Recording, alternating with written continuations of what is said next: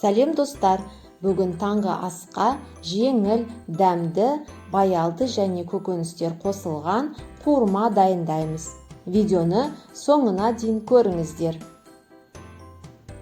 Ол үшін бізге баялды, қызанақ, болгар бұрышы және сарымсақ керек болады. Алдыменен баялдыны турап аламыз. Өз қалауыңызша.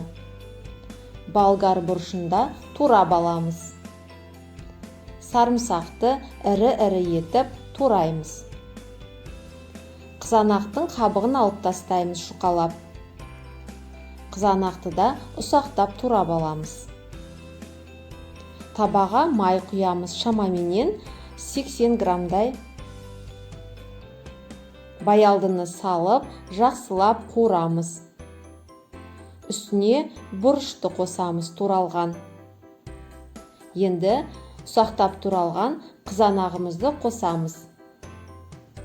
Татымына қарай 1 шай қасық тұз қосамыз. Барлық көкөністерімізді жоғарғы отта қуырамыз. Енді сарымсағымызды қосамыз. Ашық қызыл бұрыш ұнтағын қосса болады, егер сіздерге ұнаса.